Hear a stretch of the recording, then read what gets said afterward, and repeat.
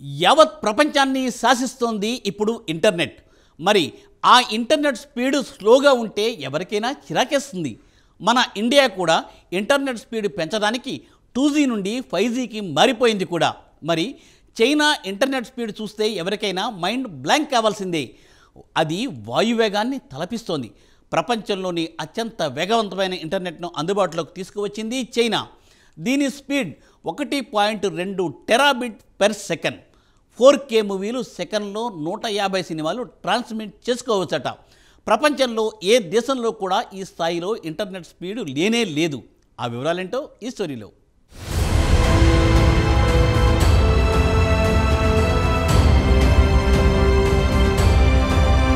ప్రపంచంలోనే అత్యంత వేగవంతమైన ఇంటర్నెట్ను అందుబాటులోకి తెచ్చామని చైనా ప్రకటించింది. తమ నెట్వర్క్ సెకన్కు 1.2 టెరాబిట్ స్పీడ్తో నడుస్తుందని వెల్లడించింది. అంటే సెకన్కు 1200 గిగాబిట్ స్పీడ్తో నెట్వర్క్ పరుగులు తీస్తోంది.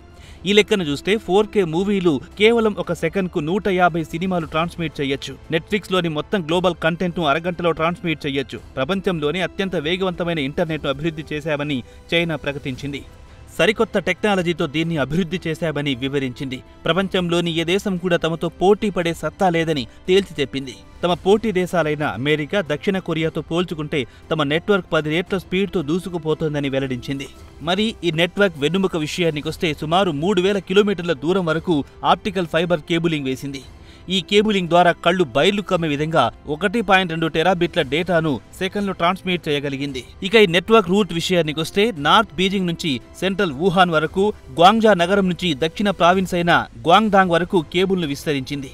ఈ స్పీడ్ నెట్వర్క్ ద్వారా సుమారు 4K మూవీస్ సెకండ్ కంటే ఇంకా తక్కువ సమయంలో 150 సినిమాలను ట్రాన్స్మిట్ చేయొచ్చు. ఇవన్నీ ఒకెత్తైతే నెట్ఫ్లిక్స్ వద్ద ఉన్న గ్లోబల్ కంటెంట్ను కేవలం అరగంటలోనే ట్రాన్స్మిట్ చేస్తుంది.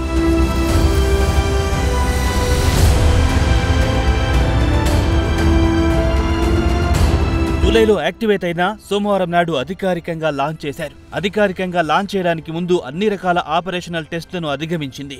అద్భుతమైన పనితీరు కనపరిచింది. కాగా ఈ సరికొత్త మైలురాయిని దాటన వెనుక సింగువా University, China Mobile, Huawei Technology, CERNET Corporation సహకారాలున్నాయి. ఈ పరిశోధన చూస్తే టెలికాం ఇండస్ట్రీ అంచనాలు దాటిపోయింది. అయితే నిపుణులు మాత్రం 1 టెరాబిట్ స్పీడ్ దాకా వెళ్లవచ్చునన్న అంచనాలను మించిపోయింది. వచ్చే ఏడాది అంటే 2025 నాటికి ఇది ప్రజలకు అందుబాటులో వస్తుంది. ప్రస్తుతం ప్రపంచవ్యాప్తంగా ఉన్న ఇంటర్నెట్ బ్యాక్ బోన్ నెట్వర్క్లు 100 గిగాబిట్ పర్ సెకండ్ చొప్పున పనిచేస్తున్నాయి. ఇక అమెరికా విషయానికొస్తే ప్రస్తుతం 5th జనరేషన్ ఇంటర్నెట్ను అందుబాటులోకి తెచ్చింది.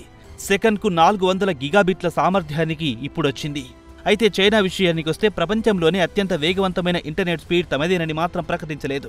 ఎందుకంటే సెకండ్కు 300 టెరాబైట్స్ డేటాను ట్రాన్స్ఫర్ చేసే అవకాశం ఉందని జపాన్కు చెందిన శాస్త్రవేత్తలు కనుగొన్నారు. జపాన్లోని యూనివర్సిటీ క్యాంపస్లో దీనిపై పరిశోధనలు కూడా జరిగాయి. ఈ ఫైల్స్ను నెట్వర్క్లో అందుబాటులో ఉంచింది. ఇదిలా ఉండగా చైనా ప్రతిష్టాత్మకంగా ఫ్యూచర్ ఇంటర్నెట్ టెక్నాలజీ ఇన్ఫ్రాస్ట్రక్చర్ ప్రాజెక్టును దశాబ్దం క్రితమే రూపుదిద్దింది. ఈ ప్రాజెక్టు ద్వారా చైనాలో ఇంటర్నెట్ స్పీడ్ను మరింత వేగవంతం చేయాలనేది చైనా ప్రధాన ఉద్దేశంగా కనిపిస్తోంది.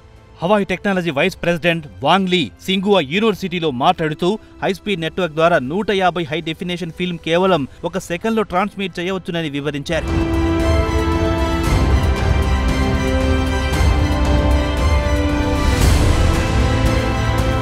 కొత్త ఇంటర్నెట్ బ్యాక్ బోన్ను సూపర్ ఫాస్ట్ ట్రైన్ ట్రాక్తో పోల్చారు జిమింగ్ వాయ్. సింగువా యూనివర్సిటీలో ఆయన దీని గురించి వివరిస్తూ 10 రెగ్యులర్ ట్రాక్ స్పీడ్లో వెళ్లే డేటా కేవలం ఒకే ఒక ట్రాక్లో పంపించవచ్చునని, దీని ద్వారా వ్యయం, సమయం ఆదా చేసుకోవచ్చునని వివరించారు. ఈ బ్యాక్ బోన్ నెట్వర్క్ అత్యంత కీలకమైన పాత్ర పోషిస్తుందన్నారు. దీన్ని నేషనల్ ఎడ్యుకేషన్ అండ్ రీసెర్చ్తో పాటు డేటా కనెక్టెడ్ ఎలక్ట్రికల్ వాహనాలకు, గనులకు, ఇండస్ట్రియల్ 5G టెక్నాలజీకి బాగా పనిచేస్తుంది. ప్రస్తుతం కొత్త ఇంటర్నెట్ స్పీడ్కు డిమాండ్ కూడా బాగా పెరిగిపోతోంది. కాగా ఈ FITI ప్రాజెక్టుకు అంకురార్పణ జరిగింది మాత్రం 2013లో. దీనికి చైనా ప్రభుత్వంతో పాటు ఇక్కడ ఎడ్యుకేషన్ మినిస్ట్రీ, దీంతో పాటు సుమారు 40 విశ్వవిద్యాలయాలు కలిసి నిరంతరంగా చేసిన కృషి ఎట్టకేలకు ఫలించింది. ఇక చైనా విషయానికొస్తే అమెరికా, జపాన్ రూటర్స్, ఇతర ఇంటర్నెట్ టెక్నాలజీ కాంపోనెంట్లపై ఆధారపడకుండా సొంతంగా అభివృద్ధి చేయాలని నిర్ణయించింది. కాగా ఈ హైస్పీడ్ టెక్నాలజీకి కావాల్సిన మొత్తం సాఫ్ట్వేర్, హార్డ్వేర్ సిస్టమ్ను స్వదేశంలోనే తయారు చేసుకుంది. అడ్వాన్స్ రౌటర్, స్విచ్లు, ఆప్టికల్ ఫైబర్ కనెక్షన్లను లోకల్గా తయారయ్యాయి. అలాగే టెక్నాలజీ రీసెర్చ్ టీం కృషి వల్ల సూపర్ ఫాస్ట్ ఇంటర్నెట్ స్పీడ్ సాధించడంలో విజయం సాధించింది. మరి ఇతర దేశాలకు ఇది కనువిప్పు అవుతుందా లేదా అనేది కాలమే చెప్పాలి.